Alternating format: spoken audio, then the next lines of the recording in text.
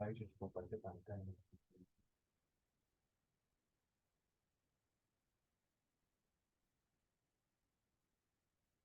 ¿Ves? Topan, no, ahí para ahí, ahí.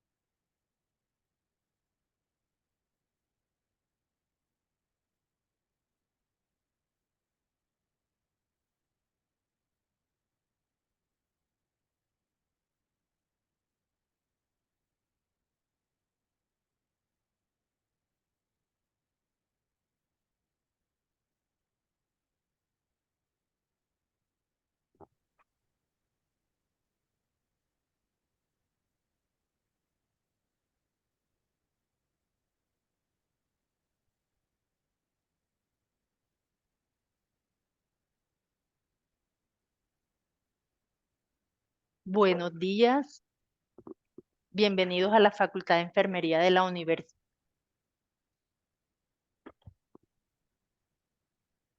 Buenos días, bienvenidos a la Facultad de Enfermería de la Universidad de Antioquia. Hoy estamos aquí en la RAE, 18 de octubre del año 2020, de 2023. El tema que me propuse trabajar en el día de hoy es respecto al conflicto de interés en distintos escenarios. ¿Cuándo es pertinente declarar conflicto de interés? Eh, hace parte de una serie de temas por la que me he inquietado y que pues he venido trabajando. No es un tema que esté resuelto ni que lo vamos a desarrollar todo en el día de hoy, pero sí como hacer un abrebocas y generar la reflexión al respecto. Aquí ven una especie como de semáforo, ¿cierto? Rojo como de advertencia. Este podría ser un color amarillo como de ojo, puede aquí, que aquí esté pasando algo, y verde como digamos no hay ningún inconveniente, lo podríamos asumir como no hay ningún conflicto de interés. Me presento, mi nombre es María Angélica Arzuaga Salazar, soy profesora titular de la Facultad de Enfermería de la Universidad de Antioquia, soy enfermera, egresada de la Universidad Popular del Cesar, título convalidado por la Universidad Federal de Santa Catarina en Brasil, doctora en enfermería, énfasis filosofía, salud y sociedad de la Universidad Federal de Santa Catarina, Brasil, magíster en bioética y bioderecho de la Universidad Pontificia Bolivariana, sede Medellín, magíster en educación y desarrollo comunitario de la Universidad Surcolombiana, especialista en administración de servicios de salud de la Facultad Nacional de Salud Pública de la Universidad de Antioquia. Los tópicos que vamos a trabajar en el día de hoy son definición, potenciales escenarios y contextos, tipos de conflicto de interés. Podemos hablar de conflicto en singular y conflictos de intereses en plural, ¿sí? También dado que existen diversos tipos de conflictos de interés. Dilema moral y conflicto de intereses, conflicto de interés en la función pública, en los comités de ética de investigación, comités de ética clínicos, en tribunales de ética disciplinarios, conflictos de intereses relacionados con derechos de autor y propiedad intelectual, necesidad e importancia de reconocer y declarar el conflicto de interés.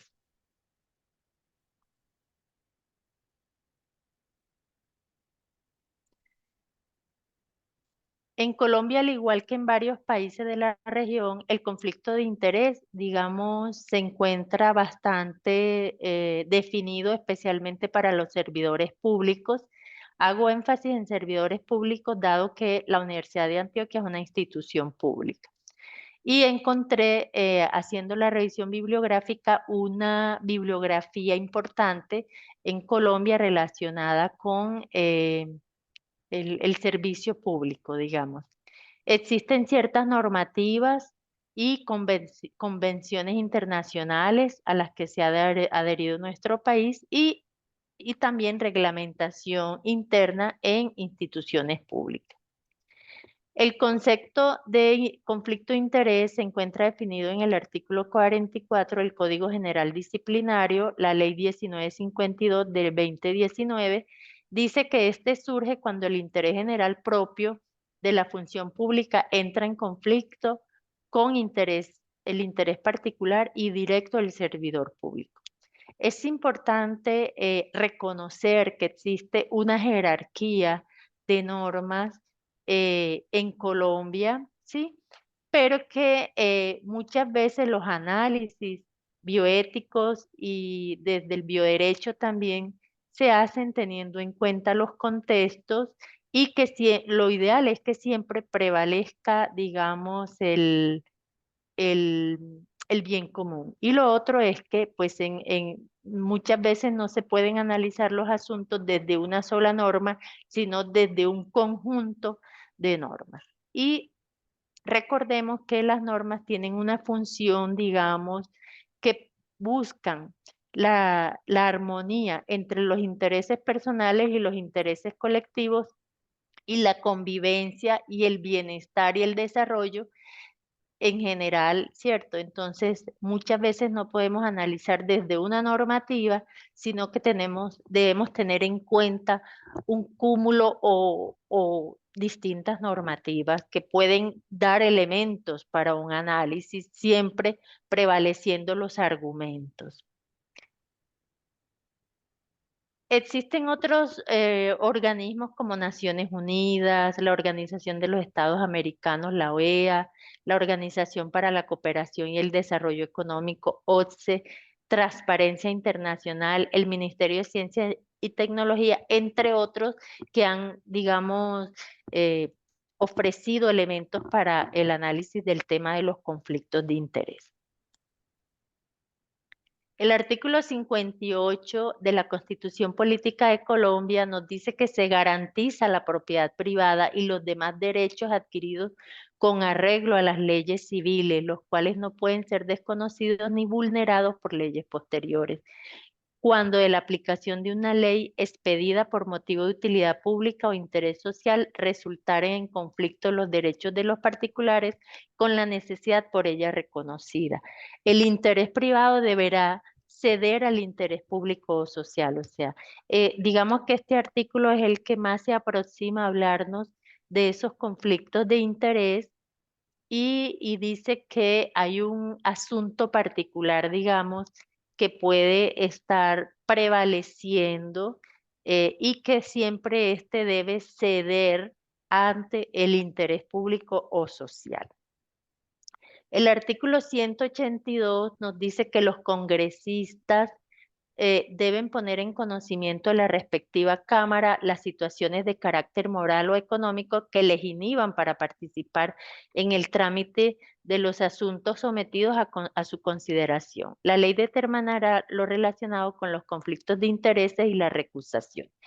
Este artículo lo podemos de alguna manera extrapolar a la población, digamos, funcionarios e inclusive no funcionarios, ¿cierto? Eh, Porque pues no vamos a encontrar en la Constitución política un artículo referente, digamos, a cada profesión o a cada disciplina, a cada oficio, pero digamos que podemos de alguna manera extrapolarlo y decir que cuando hay un asunto de carácter moral o económico u otro tipo de intereses que puedan inhibir la participación de una persona en el análisis, las decisiones de un asunto, pues deberá tenerse cierta precaución allí, ¿sí? Entonces he tomado algunos elementos de la Constitución que nos mencionan o que hacen de alguna manera referencia al tema que nos interesa en el día de hoy. Dice entonces que los congresistas podrán perder su investidura por violación del régimen de inhabilidades e incompatibilidades o del régimen de conflicto de interés. Una cosa importante es que no, no por más, no porque existan más leyes la convivencia ciudadana podrá ser mejor. Entonces, lo ideal de un estado, de un país, es que existan el mínimo de leyes y para que permita, digamos, como la sana convivencia y el desarrollo de todos sus integrantes, ¿cierto? Entonces, no siempre vamos a encontrar leyes específicas para cada asunto, pero digamos que hay el el argumento de el bien, ¿sí?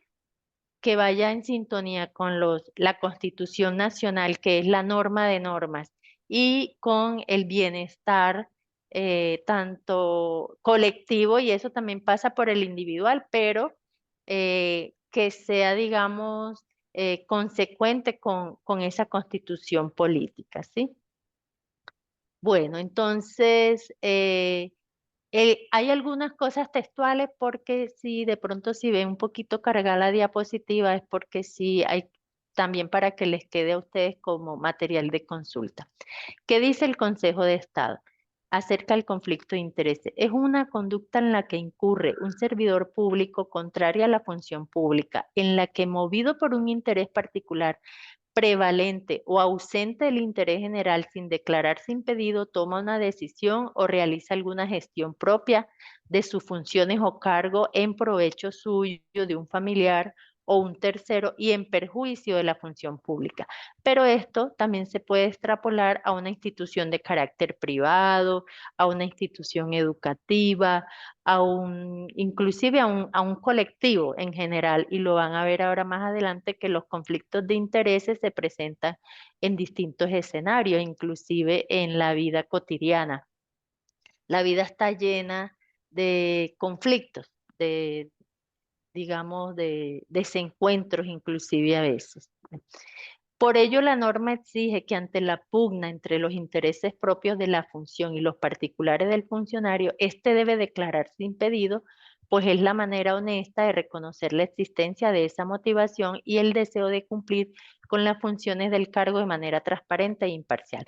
Pero dependiendo del escenario, también digamos que si la persona espontáneamente no lo hace, digamos que sus colegas o las personas que intervienen en un determinado ente o institución o comité o delegación, etcétera, también podrían de una manera, digamos, muy elegante y muy delicada, hacerle ver a la persona que pudiera estar al frente de un conflicto de interés.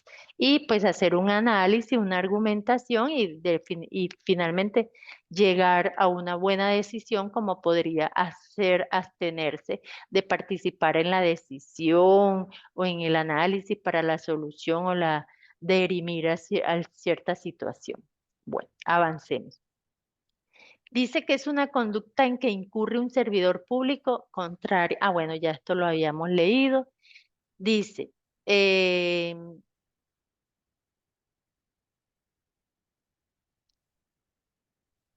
en, en respecto al Código Disciplinario del Servidor Público en Colombia, en el 2015, Función Pública decidió iniciar un proceso para elaborar un código único de integridad para el servicio público, digamos, siguiendo la guía de las buenas prácticas internacionales. Es así como surge un código de integridad del servicio público colombiano.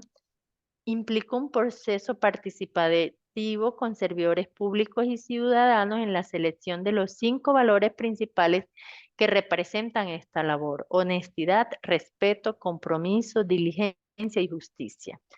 A mi modo de ver, todo se centra en el reconocimiento de la dignidad humana, ¿sí?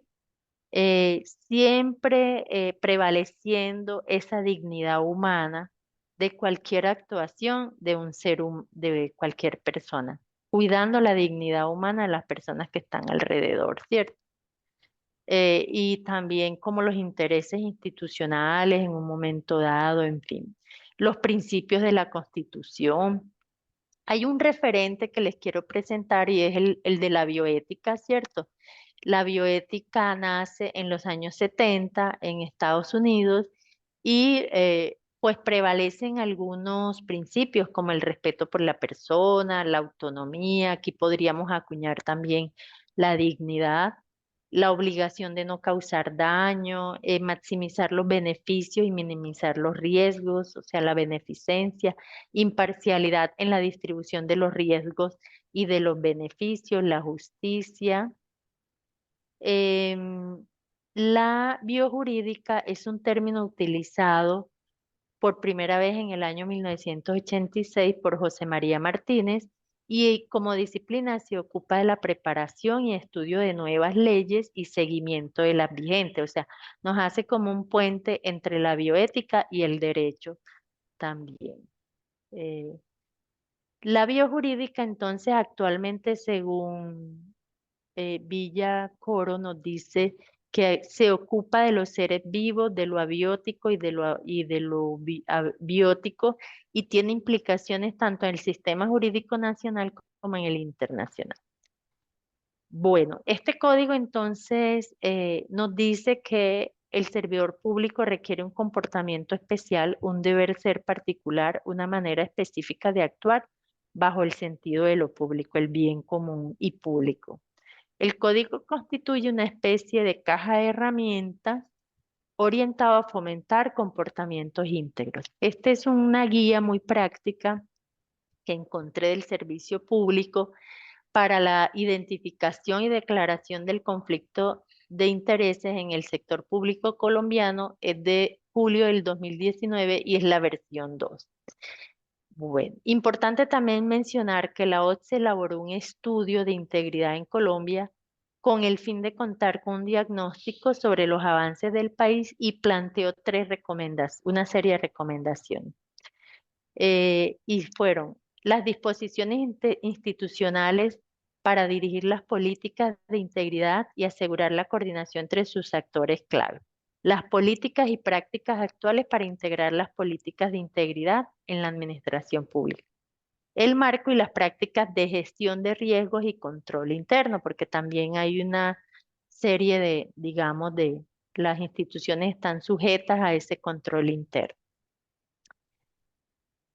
Entonces nos da algunas recomendaciones y es la importancia de incorporar esas políticas de integridad en la gestión del talento humano, mejorar el sistema de declaración financiera y de conflicto de intereses, asegurar el cumplimiento de las normas de integridad, teniendo en cuenta dichas medidas para que sean eficaces en la gestión de políticas y prácticas en lo público.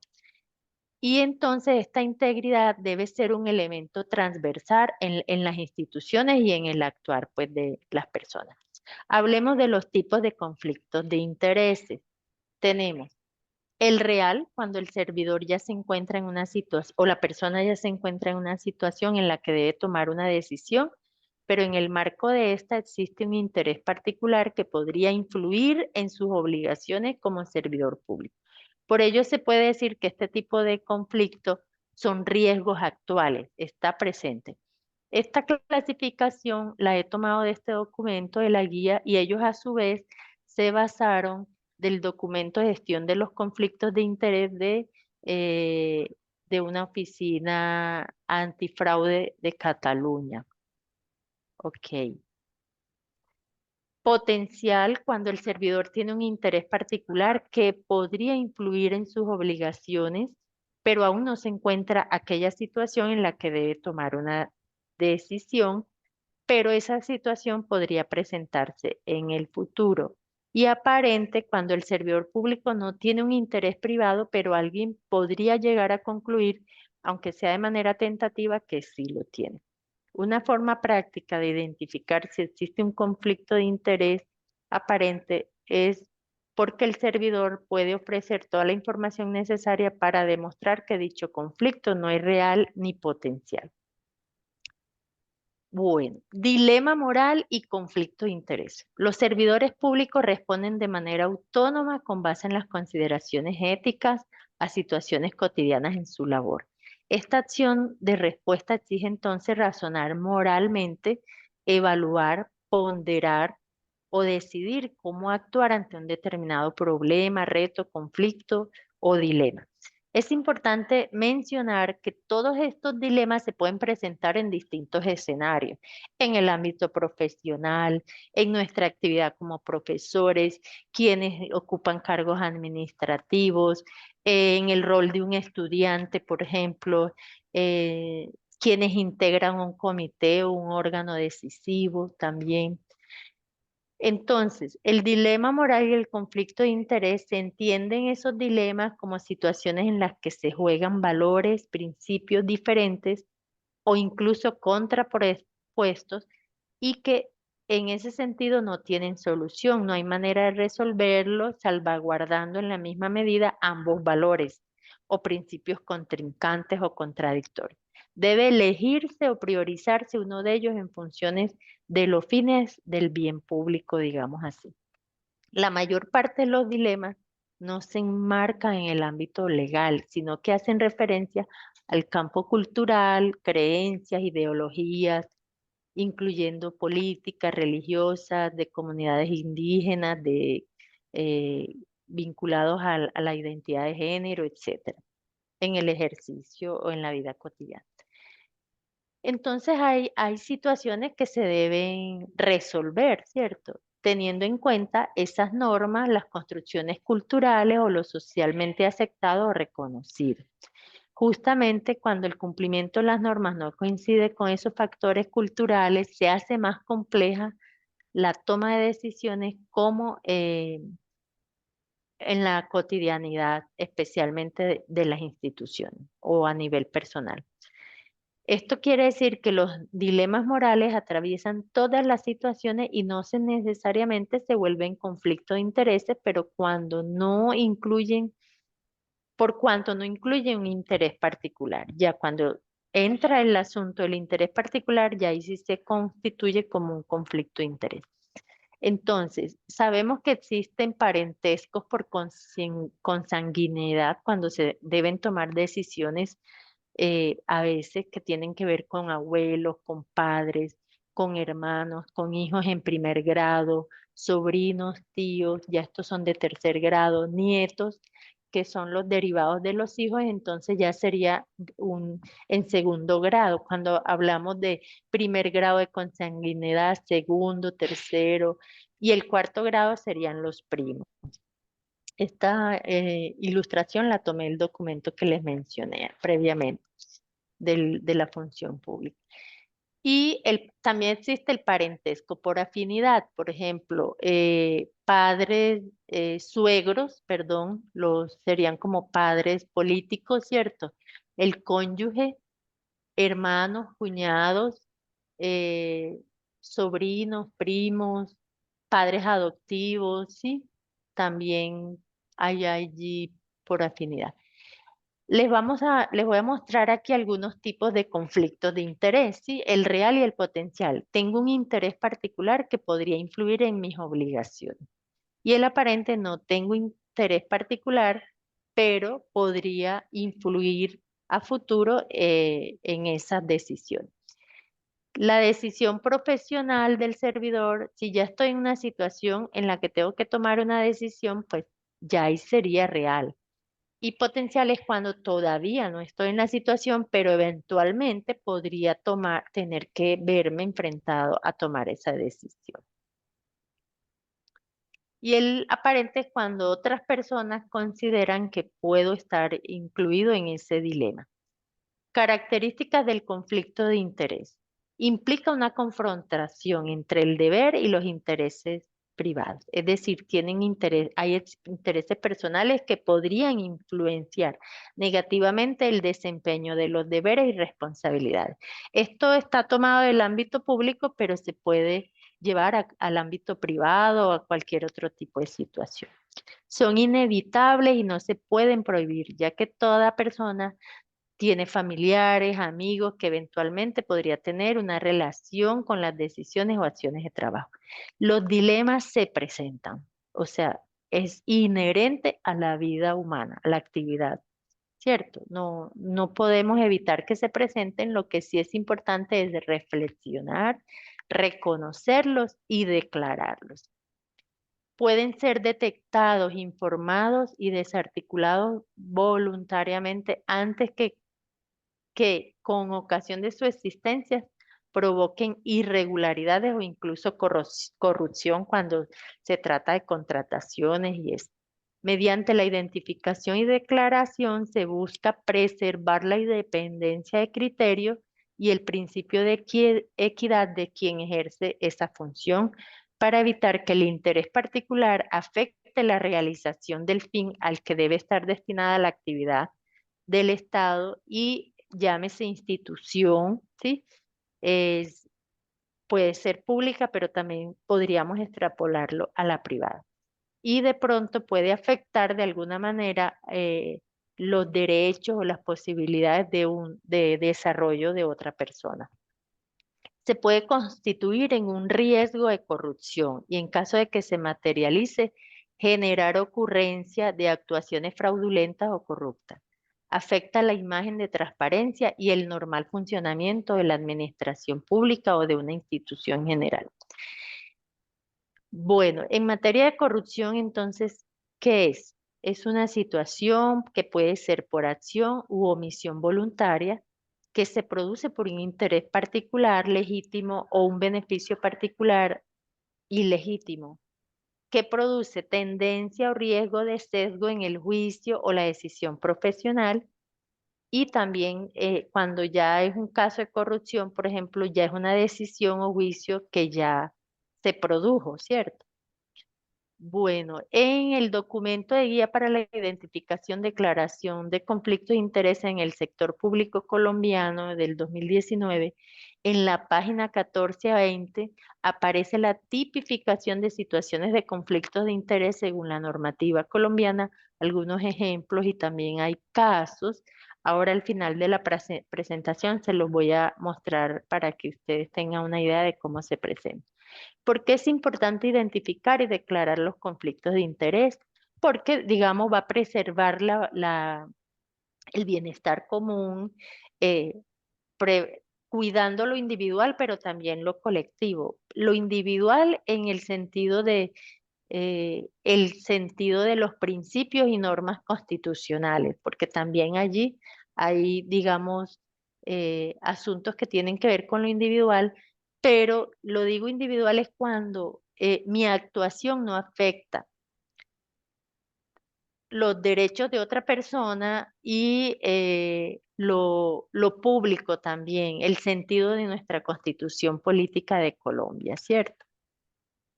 El bienestar público en el sentido de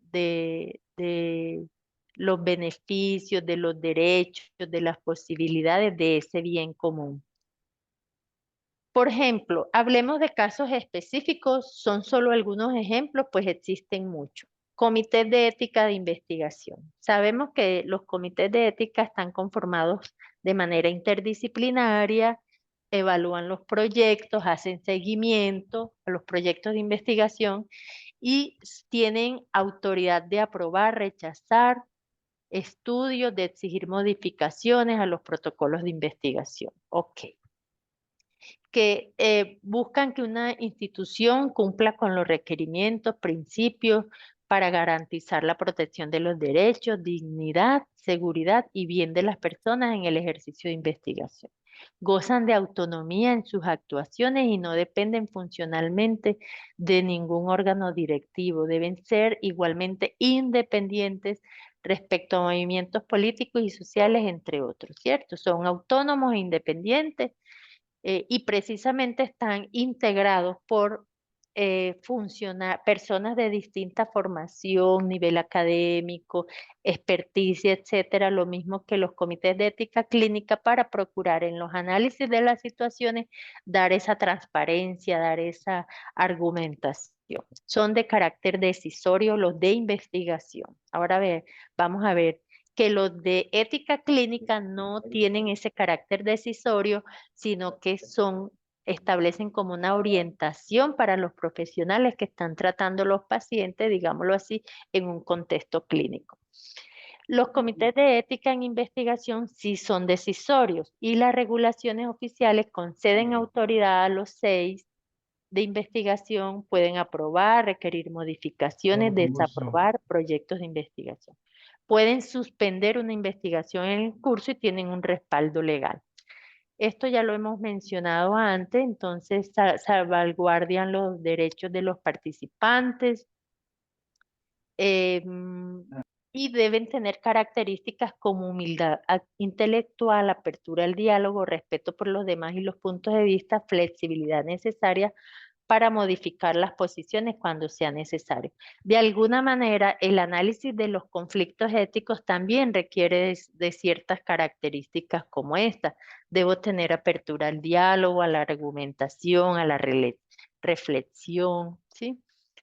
Bueno, entonces de ahí que se debe tener una política relacionada con conflictos de interés de los integrantes, por ejemplo, el Comité de Ética y de Investigación, tener vínculo laboral, contractual, familiar o de asesoría con entidades que presenten intereses económicos, con producción de medicamentos, desarrollo de pruebas diagnósticas, equipos dispositivos biomédicos. Eso debe quedar claro en la declaración de conflictos de interés. Tener a cargo un puesto directivo en una institución, o sea, que la institución se pueda estar privilegiada por las decisiones que ese comité, digamos, tome. O los miembros en sí, por ejemplo, cuando ellos hacen partícipe de una investigación, son autores, asesoran a un estudiante, presentaron información o contribuciones para ese proyecto, deben declararse en conflicto de interés. Hay dos opciones: se retiran de la discusión, declaran esa, sea por escrito o sea verbal, en la reunión que se esté analizando ese proyecto, pueden estar presentes sin dar opiniones o preferiblemente retirarse de la reunión durante este momento. ¿Cuándo se debe declarar ese conflicto para evaluar un proyecto? Pues cuando incurrimos en una situación como esta, ¿cierto? Como ya lo mencioné, que sea parte de la investigación, autor, asesor, financiador, haya participado en alguna parte de ese proceso no quien haya presentado la idea, dado que la idea no constituye como tal el proyecto de investigación, que haya asesorado a los autores del mismo, ¿sí? Eh, por ejemplo, un, un tribunal de ética disciplinar también, cuando exista, digamos, un vínculo estrecho con la persona que está siendo analizada o cuando las convicciones o los preceptos morales de la persona le impidan tener una visión objetiva hacia el asunto que se está analizando. Por ejemplo, esa persona o esté implicado algún familiar en el asunto, debería declarar su conflicto de interés. También, por ejemplo, aquellos relacionados con derechos de autor y propiedad intelectual. Por ejemplo, nosotros los profesores somos invitados a evaluar artículos en revistas científicas. Entonces es importante partir de quién es un autor, ¿sí? Quien hace contribuciones a la concepción, diseño de la obra, adquisición, análisis, interpretación de datos para el trabajo, redacción del trabajo, revisar críticamente el contenido intelectual, la aprobación final de la versión que se publicará. Mm, pero cuando hablamos de concepción es la construcción misma de la obra, no simplemente la idea, porque recordemos que la idea no constituye un producto como tal, como se podría considerar un artículo de investigación o un proyecto. Entonces, es responsable partes de la obra, ¿sí? Que permite identificar quién es el coautor, quién ha hecho contribuciones en el contenido mismo de ese artículo. Entonces, esa persona debería abstenerse para evaluar un artículo en el que ha hecho parte, como lo anoté previamente. Em, ok, perfecto. Mm, y de alguna manera podríamos extrapolar parte de lo que hemos mencionado, ¿cierto? A cualquier otra actividad en la que pudiera estar involucrada nuestra, digamos, mm, puede haber como un beneficio, ya sea de reconocimiento público o de posicionamiento o inclusive de poder en una institución económico, algún tipo de privilegio, sea directo para la persona o para alguna familiar directo por consanguinidad o por vínculo, digámoslo así, ¿cierto? Participar de algún proceso de un amigo, por ejemplo, no necesariamente te genera conflicto de interés. ¿Por qué? Cuando los criterios son tan claros que tú tienes, digamos, una guía para evaluación, para seguir el proceso, allí no te genera ningún conflicto de interés. Pero si hay digamos, un carácter subjetivo muy importante, entonces potencialmente podría presentarse un conflicto de interés, ¿sí? Pero si de pronto, por ejemplo, un estudiante y su padre es su profesor, ¿cierto? Si, digamos, hay unos criterios de evaluación que son bien objetivos, bien claros, ese padre puede inclusive calificar a su hijo en condición de estudiante. Pero si de pronto hay algo muy subjetivo, la calificación es más subjetiva, es mejor que esa evaluación la pudiera hacer otro profesor, ¿sí? Y así en cualquier escenario. Entonces, es indispensable el ejercicio reflexivo de los aspectos bioéticos y biojurídicos en cualquier contexto, en cualquier ámbito. Y es necesario identificar, reflexionar ese conflicto de interés, ¿cierto? Para generar transparencia, preservar los principios éticos. Y no siempre vamos a encontrar todo escrito, ¿sí? Podrán presentarse situaciones que son nuevas, para los que no hay un manual operativo, donde diga el paso a paso, alguna cosa así. ¿Habrán otras orientaciones generales en las instituciones? Sí. En el contexto educativo, recordemos que existen muchas políticas, muchos programas, proyectos, y que si bien existen, por ejemplo, códigos o reglamentos profesorales, estudiantiles, etcétera, eh, se busca, digamos, hacer una convivencia armónica entre esas políticas, esos programas, esos proyectos que tiene la institución, ese deber ser de la institución, por ejemplo, si es una institución educativa, y esas normas regulatorias o de control como serían un código disciplinario o un estatuto estudiantil o un estatuto profesoral. Entonces, lo que se busca es una armonía entre todas estas. ¿Y cuál sería la misión, por ejemplo, de una institución hospitalaria? Proveer salud a las personas, recuperación de su salud, ¿cierto? Y de una institución educativa es contribuir en la formación educativa de ese estudiante. Entonces, lo que se pretende es una armonía entre todas estas normas. O sea, antes de yo llegar a sancionar, por ejemplo, a un empleado, a un estudiante, a un profesor, lo ideal es prevenir y monitorear ese desempeño para alcanzar ese bienestar de ese individuo y ese, digamos, de bienestar del colectivo, que sería, por ejemplo, la población estudiantil. Yo quiero que la institución educativa, llámese colegio, universidad, ayude a formar a esos estudiantes conforme nos lo indica la Constitución nuestra, que es la educación como un derecho. Entonces, ¿qué acciones preventivas de seguimiento, de acompañamiento,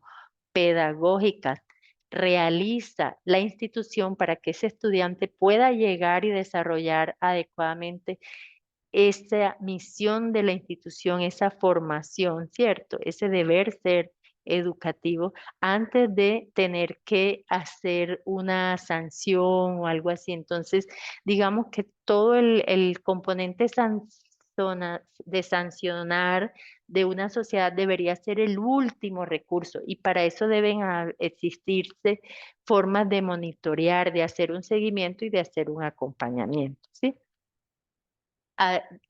Digamos, a una sociedad y a la persona para evitar eso. ¿Qué necesita esa persona de la institución para no llegar a un extremo como, por ejemplo, la suspensión o la expulsión, ¿sí? De una institución en el carácter que sea de un estudiante o de un funcionario, etcétera? Entonces, la idea es hacer ese acompañamiento, ¿sí? Ok, entonces, y saber que de todos estos conflictos de intereses, pues se van a presentar, son inherentes al ser humano, y hay que hacer una reflexión, una argumentación, y las instituciones y como colectivo también se va aprendiendo de ese tipo de casuística. Sí, llámese un comité de ética, cualquier otro tipo de comité, va aprendiendo de todos esos asuntos, va madurando su quehacer también. Bueno, y muchísimas gracias. Entonces es un tema que queda allí para reflexionar, para analizarlo, argumentarlo. Y muchas gracias. Hasta luego.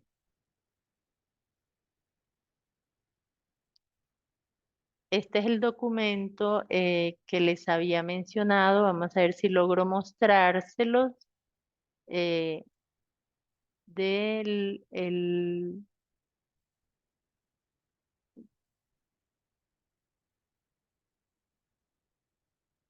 Muchas gracias. Hasta luego. No logré mostrárselos, pero lo pueden localizar en internet. Un documento pequeño y de gran utilidad. Gracias.